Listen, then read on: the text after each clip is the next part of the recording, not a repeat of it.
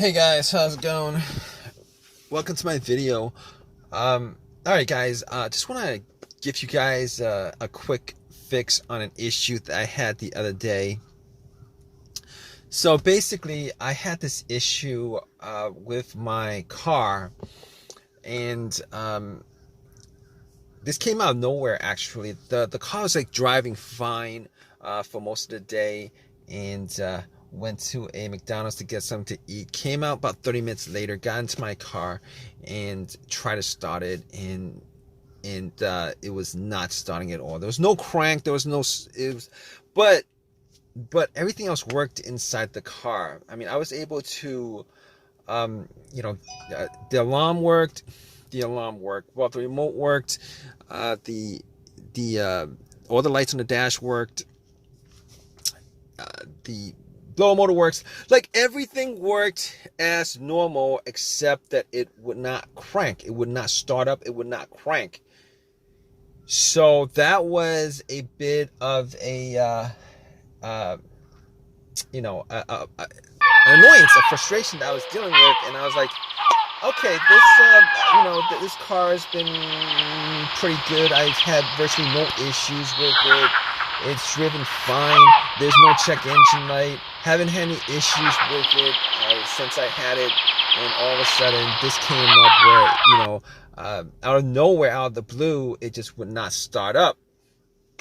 So, I was a bit annoyed by it, but I had to solve the issue. So what I did was I turned on my headlights and went out just to see how bright the headlights were, because I wanted to gauge how much charge was in the battery.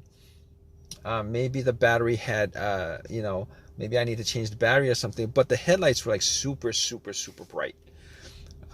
So at that point, I was like, maybe it's not the battery, because I mean, for headlights to be that bright, there should be enough charge in the battery for me to do a slow crank. I should be hearing like some kind of crank, some kind of slow crank, but did not get any of that. So that had me scratching my head. I went back into my car, and pretty much what I did was, I was thinking that it could possibly be the brake switch. So what I did was,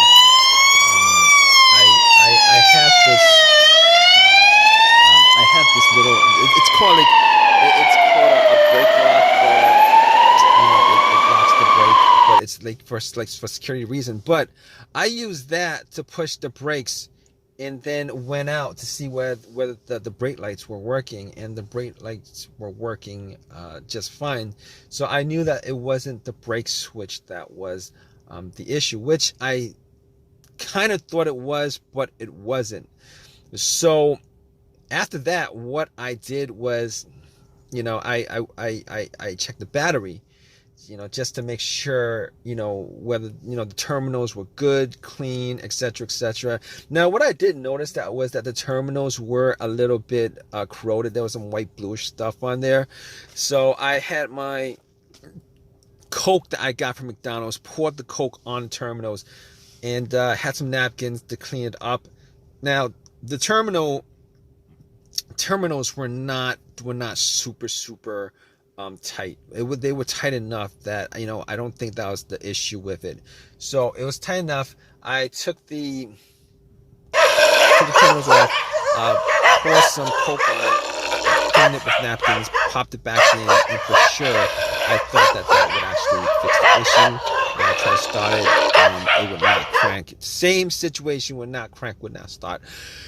So outside of that, I was like, okay, let's check the ground wire. The main ground wire, if you guys don't know, is the negative cable. Normally it hooks up to the frame of the car. So I was looking at the ground wire just to see whether there was any kind of just to see whether it was corroded, disconnected, rusted, or anything like that.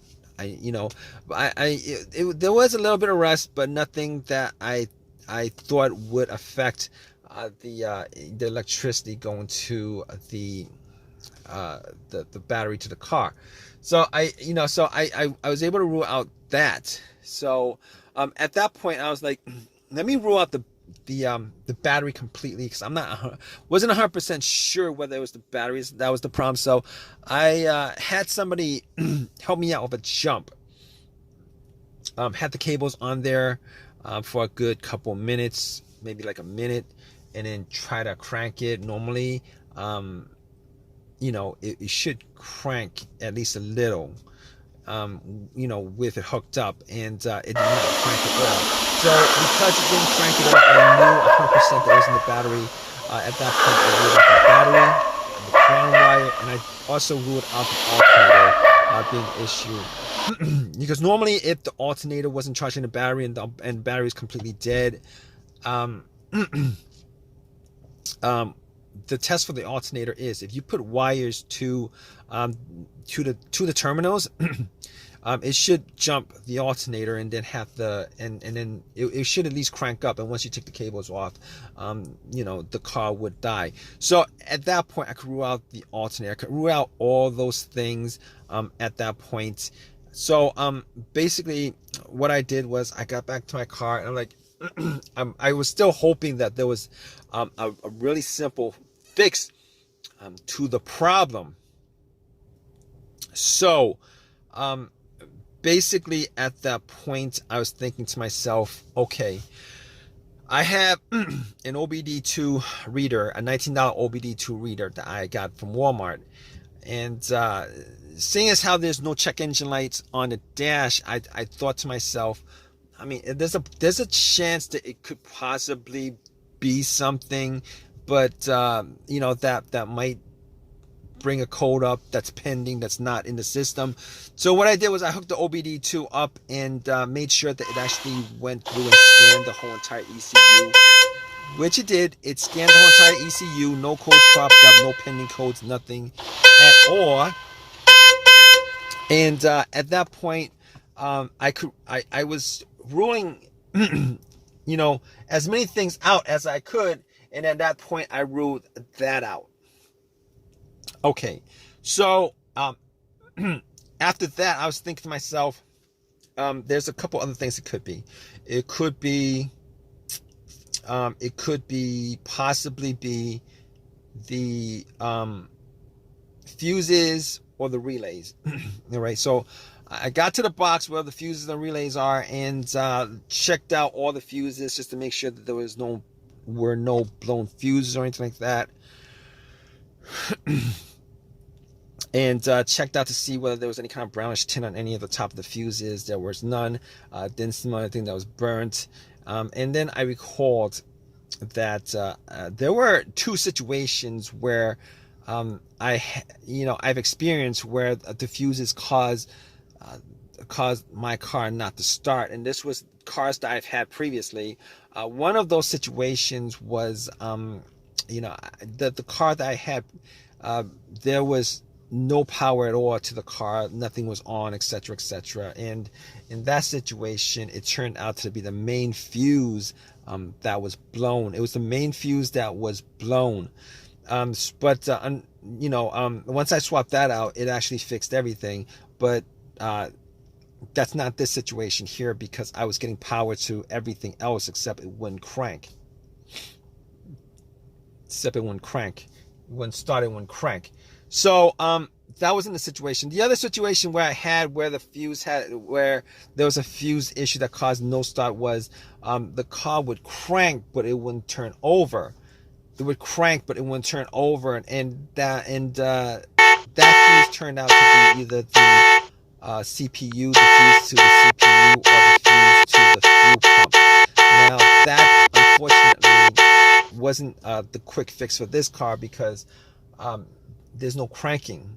This car is not cranking. It's not cranking at all. So that wasn't the problem. At that point, I was thinking to myself, all right, we've eliminated a lot of things. Let's go with the next most obvious thing, which is the relays. And I actually thought it may have been a relay that would be causing the issue. So basically what I did was I swapped out one of the relays for the other relay and try to start the car up. And unfortunately, it wasn't an easy fix because it didn't start up. It was the same situation. It would not crank, would not start. And at that point, I knew that it wasn't the relay that was the cause of this issue. So basically, at that point, I thought to myself, okay, it was probably a couple of things. Could be the key fob or the starter. Now, I didn't think it was the starter because had the starter changed out about a year and a half ago. Kind of pretty much had the same, all the same symptoms that I had with this situation, but seeing as how the starter was a year and a half ago that was changed out, and probably put in maybe like 15,000 miles on the car.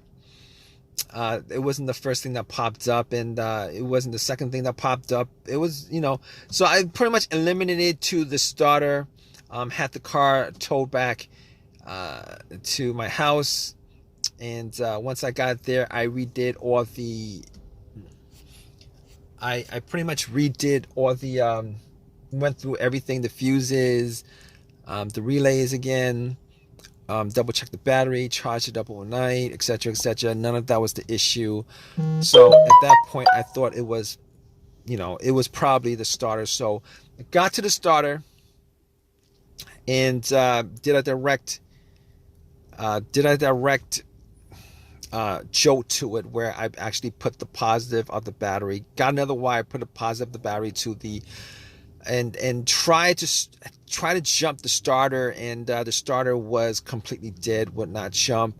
At that point, I knew like 99% was the starter. Took it out, went to AutoZone, had them tested it, and it was definitely the starter that was the problem. And because the starter was warranted had a lifetime warranty on it, got another free starter, popped it in, and it worked. And it's been working ever since. So if you guys are stuck in this situation where you guys are looking for a fix for it, there's a good chance that probably one of the things that I went through in this video could possibly fix your situation. Hopefully it's not the starter where you're stranded until you get the starter changed up. Anyway, if this has helped you guys out anyway, please leave give me a positive feedback. Please subscribe. Please comment if you guys have any comment on this video. All right, guys, take care.